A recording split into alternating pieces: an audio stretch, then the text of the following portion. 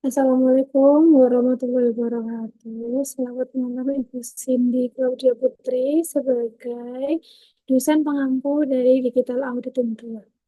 Singkat saya memperkenalkan diri, di sini saya Eva Mia Verika Fasti, dan saya akan mempresentasikan salah satu materi Digital Auditing 2, pengujian substantif terhadap saldo kas sebagai pemenuhan nilai UAS Digital Auditing 2.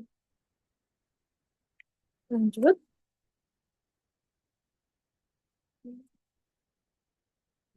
Yang saya bahas di sini, pembahasannya ada 4.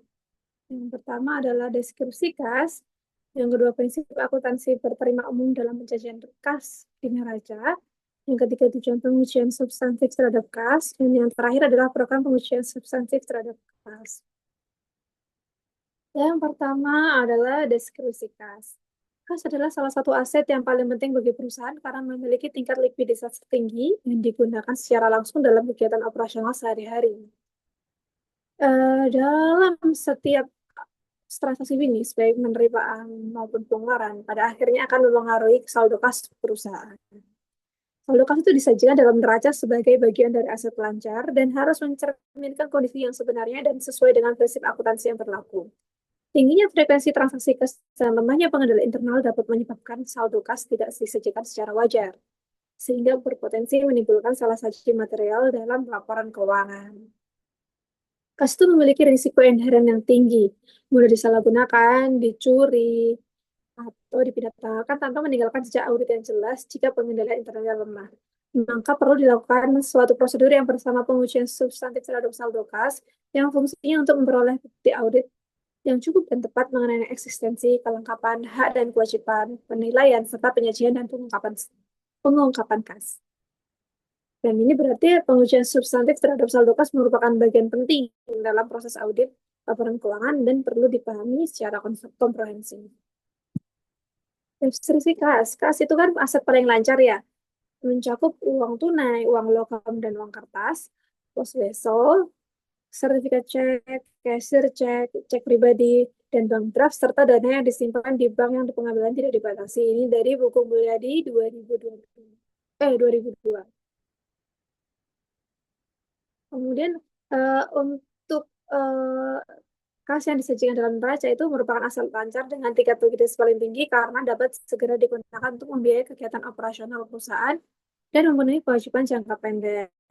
Dalam praktik akuntansi, kas yang dicantumkan di neraca umumnya terdiri dari dua unsur utama, yaitu kas di tangan dan kas di bank. Kas di tangan perusahaan itu uang tunai yang secara fisik yang berada dan dikuasai langsung oleh perusahaan. Biasanya digunakan untuk membiayai pengeluaran rutin yang nilainya relatif kecil dan bersifat segera. Contohnya, penerimaan kas belum disetor, uang kertas dan uang logam yang tersimpan di perusahaan, uang tunai, was wesel, jasa pengiriman uang yang diselenggarakan oleh PT Pos Indonesia, cek tunai, cashier cek, sertifikat cek, cek pribadi, atau cek perjalanan, travel check yang siap diuangkan. Bank draft atau instrumen pembayaran tertulis yang diterbitkan oleh bank atas permintaan nasabah, dan dana kas kecil atau petty cash. Kas di tangan ini harus dikelola dengan pengendalian internal yang ketat karena risiko penyalahgunaan relatif tinggi.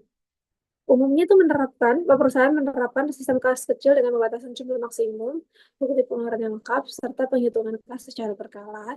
Dan di neraca, kas ini disajikan sebesar nilai nominal yang dapat dipertanggungjawabkan dan tidak memerlukan penilaian kembali. Yang kedua adalah kas di bank. Ini adalah kas perusahaan yang disimpan dalam atau pada rekening bank yang dapat ditarik sewaktu-waktu untuk keperluan operasional. Komponen terbesar dari saldo kas itu tuh sebagian besar kas di bank. Kas di bank itu meliputi saldo rekening giro perusahaan, saldo tabungan yang dapat ditarik tanpa pembatasan yang signifikan, dana yang tersedia untuk digunakan kembali secara bebas oleh perusahaan. Kas di bank itu dicatat berdasarkan saldo menurut pembukuan perusahaan yang kemudian disesuaikan melalui rekonsiliasi bank dengan rekening koran dari pihak bank. Rekonsiliasi bank diperlukan untuk mengidentifikasi perbedaan sementara seperti setoran dalam perjalanan, deposit in transit, dan cek beredar atau outstanding check. Apabila terdapat pembatasan kas di bank nih, misalnya kas yang dijaminkan atau kas untuk tujuan tertentu, saldo tersebut tidak boleh disajikan sebagai kas lancar tanpa pengungkapan tambahan dalam catatan atas laporan keuangan. Materi kedua adalah PABU atau Prinsip Akuntansi Berterima Umum. Ini adalah sekumpulan konsep, aturan, standar, serta prosedur akuntansi yang digunakan dalam penyusunan laporan keuangan, terdiri dari standar akuntansi dan sumber-sumber lain yang didukung berlakunya secara resmi atau yuridis, teoritis, praktis, dan tujuan agar laporan keuangan tersebut dapat menyajikan informasi yang relevan, andal, konsisten, dan wajar. Di Indonesia sendiri, PABU diterapkan melalui PSAK yang disusun oleh DSAK-IAI atau Dewan Standar Akuntansi Keuangan. Fungsinya sebagai standar resmi yang menjadi acuan dalam penyusunan laporan keuangan agar sesuai dengan praktik akuntansi yang berlaku umum. Dari prinsip tersebut, penyajian kas di neraca itu harus mengikuti beberapa prinsip dan konvensi dasar sebagai berikut. Yang pertama adalah pengakuan dan pengukuran. Prinsip pengakuan dan pengukuran itu ada measurement. Di sini kas yang harus diukur dan disajikan sebesar nilai nominalnya atau face value. Kalau 1 juta ya 1 juta. Kalau mata uang asing itu yang termasuk dalam kas pada tanggal neraca harus dikonversi ke mata uang pelaporan, misalnya rupiah, menggunakan kurs tengah bank sentral pada tanggal neraca. Selisihnya diakui dalam laporan laba rugi. Kemudian prinsip penyajian. Kas setara kas itu kan aset lancar ya. Jadi penempatan dalam laporan keuangan itu di bagian paling atas dengan judul kas dan setara kas. Perusahaan harus mengungkapkan kebijakan akuntansinya mengenai definisi secara kas. Selisih antara catatan kas perusahaan dan laporan bank harus diselesaikan sebelum penyajian, karena pos keuangan seperti deposit impresi dan outstanding check berpotensi menyebabkan deviasi temporer. Yang ketiga adalah prinsip materialitas. Jika jumlahnya material, saldo kas yang dibatasi penggunaannya, misalnya kas untuk dana pelunasan utang jangka panjang, kas di cabang yang sedang dalam likuidasi, harus dipisahkan dari kas lancar dan disajikan sebagai aset tidak lancar. Atau dipisahkan itemnya. Tapi, dana kecil atau petty cash yang tidak material tetap dicatat sebagai kas. Kemudian yang keempat adalah prinsip pengendalian internal dan penyajian wajar. PABU itu menekankan pentingnya pengendalian internal atas kas mengingat risiko penyalahgunaannya yang sangat tinggi. Auditor akan memeriksa, dan jika ada kelemahan material, mungkin perlu diungkapkan. Penyajian itu harus sesuai dengan gambaran yang wajar atau memberikan gambaran yang wajar, fair representation, dan transparan mengenai likuiditas perusahaan.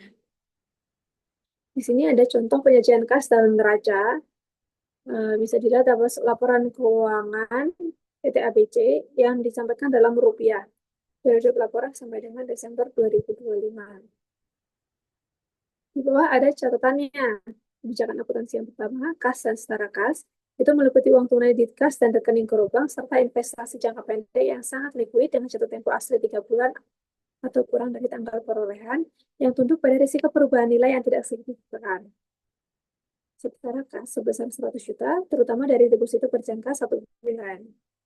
Kemudian ada catatan, saldo kas yang dibatasi penggunaannya. Terdapat kas sebesar 75 juta yang ditempatkan pada rekening terpisah sebagai jaminan atas kontrak sewa. Saldo ini tidak disajikan sebagai bagian dari kas dan setara kas lancar, tapi termasuk dalam aset tidak lancar. Jadi berdasarkan PABU itu kas disajikan pada bagian paling atas neraca sebesar nilai nominal, dan kas dengan nilai material disajikan dalam item lain aset tidak lancar dilengkapi penjelasan pada ALK. Yang ketiga, tujuan pengujian substantif terhadap kas. Tujuannya itu untuk memastikan bahwa saldo kas yang disajikan dalam laporan keuangan benar, wajar, dan dapat dipercaya. Yang pertama, ini lebih rincinya ya. Yang pertama adalah memastikan keberadaan kas atau existence. Di sini memastikan bahwa kas yang tercantum dalam laporan keuangan itu benar-benar ada pada tanggal laporan atau pada tanggal neraca. Risikonya adalah pencatatan saldo yang lebih besar dari kondisi sebenarnya, baik karena kesalahan maupun manipulasi. Dan untuk mencapai tujuan ini, auditor melakukan konfirmasi saldo bank secara langsung kepada pihak bank, pemeriksaan rekonsiliasi bank, dan penghitungan fisik kas kecil. Tujuannya ini agar saldo kas yang tidak benar dapat tidak langsung diketahui. Oh, sorry. Hmm, Tujuannya adalah karena saldo kas yang tidak benar dapat langsung menyesatkan pengguna laporan keuangan sehingga ini sangat diperlukan. Yang kedua adalah memastikan hak kepemilikan atas kas. Pengujian substantif juga bertujuan untuk memastikan bahwa kas yang dicatat merupakan hak perusahaan, bukan milik pihak lain atau kas yang penggunaannya dibatasi. Dalam praktiknya itu seringkali terjadi kas yang secara fisik berada di rekening perusahaan, tapi nggak bebas digunakan karena perjanjian tertentu. Auditor akan menelaah perjanjian pinjaman atau kontrak kerjasama, mengidentifikasi adanya kas yang dibatasi penggunaannya, dan memastikan kas tersebut disajikan serta diungkapkan dengan tepat. Dengan function ini, laporan keuangan dapat memberikan laporan likuiditas yang keliru. Yang ketiga, memastikan kelengkapan pencatatan kas. Tujuannya adalah memastikan bahwa seluruh penerimaan dan pengeluaran kas telah dicatat. Risiko yang sering terjadi adalah penerimaan kas tidak dicatat untuk menutupi penggelapan atau pengeluaran kas disembunyikan. Tujuan ini ya. Auditor biasanya menelusuri setoran bank ke pencatatan akuntansi, memeriksa transaksi setelah tanggal neraca, membandingkan arus kas dengan aktivitas operasional. Ini membantu auditor untuk mendeteksi kemungkinan penghilangan transaksi kas. Yang keempat adalah memastikan penilaian kas yang tepat atau valuation. Kas itu harus dihasilkan sebesar nilai nominalnya, sehingga risiko penilaiannya biasanya lebih kecil dibanding aset lain. Tapi auditor tetap perlu memastikan bahwa saldo kas tidak mengandung kesalahan seperti saldo negatif tersembunyi, overdraft yang tidak diungkapkan, atau kesalahan konversi valuta asing. Auditor juga akan memeriksa perhitungan saldo kas, nilai perlakuan terhadap rekening overdraft, mengecek kas yang digunakan untuk kas di dalam mata uang asing. Tujuannya untuk memastikan kas disajikan secara akurat sesuai dengan standar akuntansi. Yang kelima, memastikan penyajian dan pengungkapan wajar. Ini bertujuan untuk memastikan bahwa kas diklasifikasikan sebagai aset lancar, dipisahkan dari kas yang dibatasi, dan diungkapkan secara memadai dalam catatan laporan keuangan. Auditor akan menilai apakah informasi terkait kas cukup jelas untuk dipahami oleh pengguna laporan keuangan. Pengungkapan yang tidak memadai dapat membuat laporan keuangan menjadi menyesatkan meskipun angka kasnya benar. Yang keenam adalah mendeteksi salah saji akibat kecurangan atau fraud.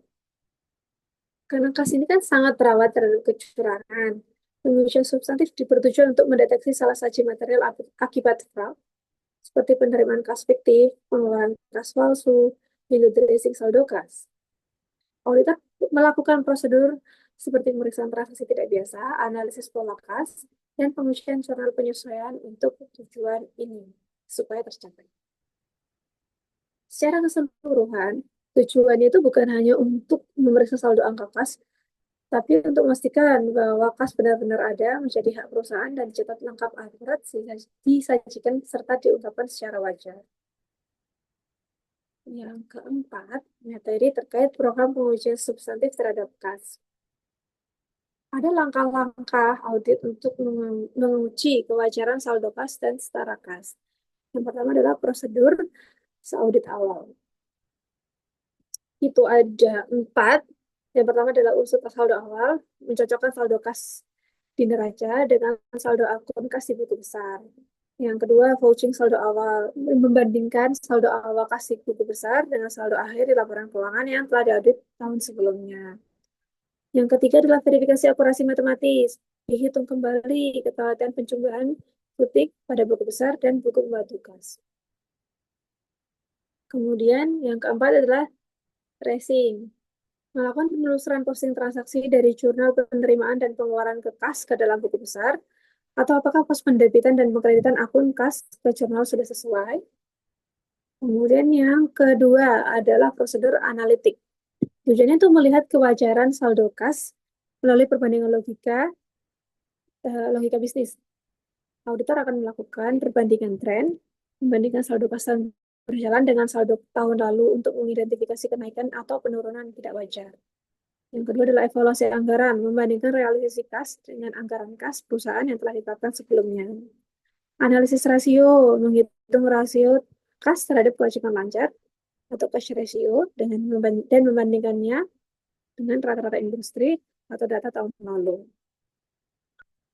Ekspektasi pendapatan bunga itu yang terakhir.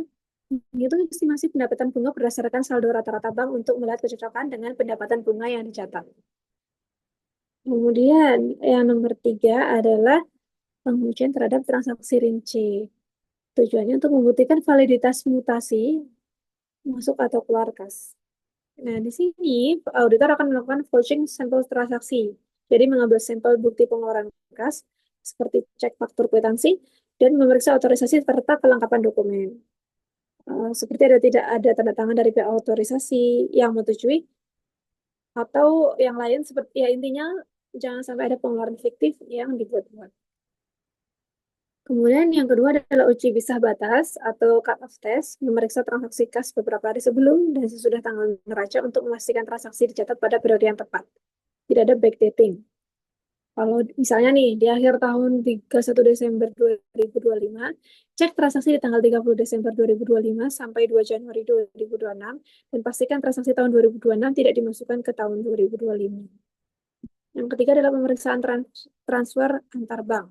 Melakukan verifikasi terhadap transfer antar bank atau antar rekening bank untuk mendeteksi praktik kitting, pencatatan saldo di 2 tempat sekaligus. Yang keempat adalah pengujian terhadap saldo akun rinci. Ini untuk membuktikan eksistensi fisik dan legalitas saldo kas. Dan di sini auditor akan melakukan pemeriksaan fisik kas atau cash count, dihitung fisik tunainya di bidang kas perusahaan secara mendadak atau surprise visit. Kedua, konfirmasi bank. Ini mengirimkan surat konfirmasi independen kepada seluruh bank yang bekerja sama dengan klien untuk memverifikasi saldo rekening koran. Yang ketiga, review rekonsiliasi bank. Memeriksa ketepatan rekonsiliasi bank yang dibuat klien, terutama pada akun outstanding checks, cek beredar, dan deposit in transit atau setoran dalam perjalanan. Yang keempat adalah pemeriksaan kasir. Memastikan semua dana kas yang dimiliki kasir benar-benar milik perusahaan dan tidak tercampur dengan dana pribadi. Yang kelima adalah verifikasi penyajian dan pengungkapan. Fungsinya untuk memastikan laporan keuangan disajikan sesuai dengan standar akuntansi atau SAK, dan di prosedur ini auditor akan melakukan klarifikasi kas, memastikan apakah kas dan setara kas sudah diklasifikasikan dengan benar. Misalnya masih memisahkan deposito yang jatuh temponya lebih dari 3 bulan. Kedua, pemeriksaan kas yang dibatasi. Itu melakukan verifikasi apakah ada saldo kas yang dijaminkan atau dibatasi penggunaannya, restricted cash, dan memastikan hal tersebut diungkapkan dalam catatan laporan keuangan. Yang ketiga adalah konversi valuta asing. Ini memastikan saldo kas dalam mata uang asing telah dikonversi menggunakan kurs tengah Bank Indonesia pada tanggal neraca secara akurat. Yang keempat adalah evaluasi CALK, memeriksa kecukupan pengungkapan kebijakan akuntansi terkait kas dalam catatan laporan keuangan atau CALK. Di sini ada contoh kasus yang pertama, kertas kerja pemeriksaan cash count yang digunakan saat auditor menghitung fisik uang tunai di berangkas perusahaan. Prosedur pengujian terhadap saldo akun rinci. Nama kliennya kita asumsikan PT ABC, dan yang kita cek adalah nama akun atas kas kecil atau PT Cash yang diaudit pada tanggal 31 Desember 2025. Bisa dilihat di tabel ya, uang kertas berapa, ada 100, 50, 20, uang logam 1000 sampai 500. Kemudian satuannya berapa, nominalnya berapa, dan kalau di total jumlahnya berapa. Dan di situ ketemu total fisika 6.300.000. Kemudian di saldo buku besar kita juga cek nih, totalnya sama 6.300.000. Jadi nggak ada selisih antara A sama B. Nihil. Di kesimpulannya adalah saldo kas kecil per 31 Desember 2025 disajikan secara wajar. Nah, kalau misalkan di prosedur ini, prosedur cash count ditemukan perbedaan antara saldo fisik dan saldo buku, auditor wajib melakukan prosedur tambahan untuk mengidentifikasi penyebab selisih tersebut. Jika selisih disebabkan oleh transaksi yang belum dicatat, auditor akan mengusulkan jurnal penyesuaian. Namun jika selisih tidak dapat dijelaskan secara logis, hal ini dapat mengindikasikan adanya kelemahan dalam sistem pengendalian internal atau potensi kecurangan fraud yang harus dilaporkan kepada manajemen.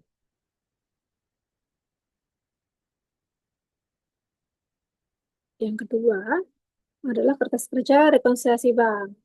Di sini digunakan dengan membandingkan saldo menurut catatan perusahaan dengan saldo menurut bank atau prosedur pengujian terhadap saldo akun kas rinci. Nama kliennya sama PT ABC, yang kita cek adalah nama bank, Bank Mandiri. Nomornya kita anggaplah sekian-sekian, periodenya Desember 2025. Nah, di situ terlihat nih, saldo menurut rekening koran itu 150 juta. Kemudian ditambah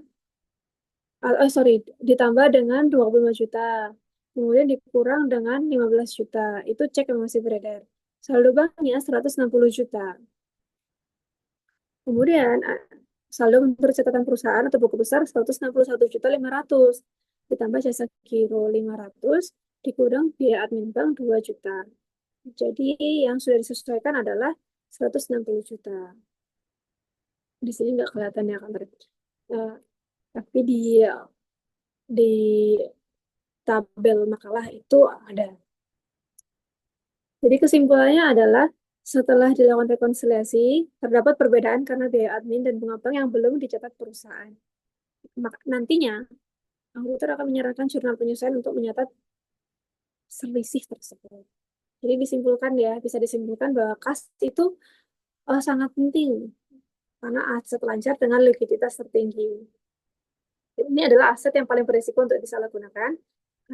Karena itu, pengujian substansi terhadap saldo kas merupakan tahap kritis dalam audit laporan keuangan yang melalui prosedur ini, auditor dapat memperoleh bukti audit yang memadai dan tepat untuk menilai kewajaran saldo yang disajikan dalam laporan keuangan. Jadi tujuannya bukan hanya untuk memeriksa angka saldo kas, tapi untuk memastikan bahwa kas benar-benar ada, menjadi hak perusahaan, catatan lengkap dan akurat, disajikan serta diungkapkan secara wajar. Nah, langkah audit untuk menguji kewajaran saldo kas dan setara kas itu dimulai dengan memastikan data yang akan diaudit sinkron dengan catatan akuntansi pusat, kemudian data kewajaran saldo kas dengan perbandingannya. Setelah itu dilanjutkan dengan pengujian terhadap transaksi rinci untuk membuktikan validitas mutasi dan pengujian terhadap saldo akun rinci untuk membuktikan eksistensi fisik dan legalitas saldo kas. Ditutup dengan verifikasi atas penyajian dan pengungkapan untuk memastikan laporan keuangan disajikan sesuai dengan standar akuntansi. Nah, agar pengujian substantif saldo kas dapat dilaksanakan secara lebih efektif dan efisien ya, itu ada beberapa saran yang dapat dipertimbangkan. Contohnya, yang pertama adalah peningkatan pengendalian intern klien.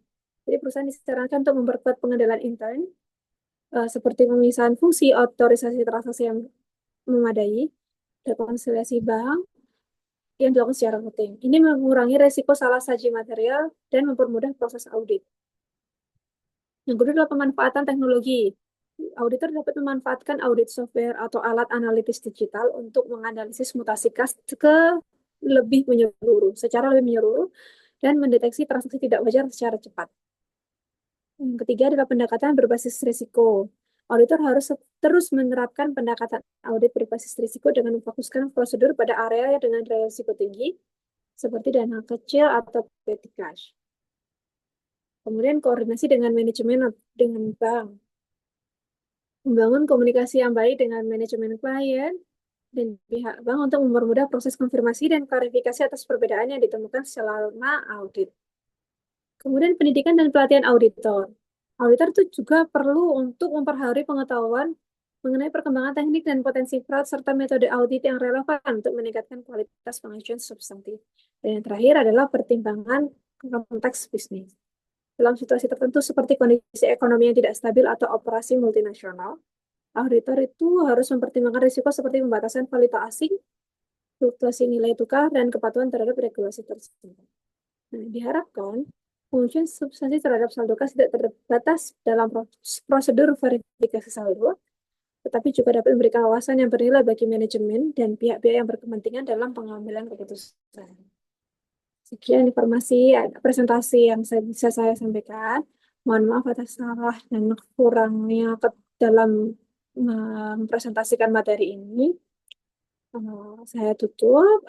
Assalamualaikum warahmatullahi wabarakatuh. Selamat malam.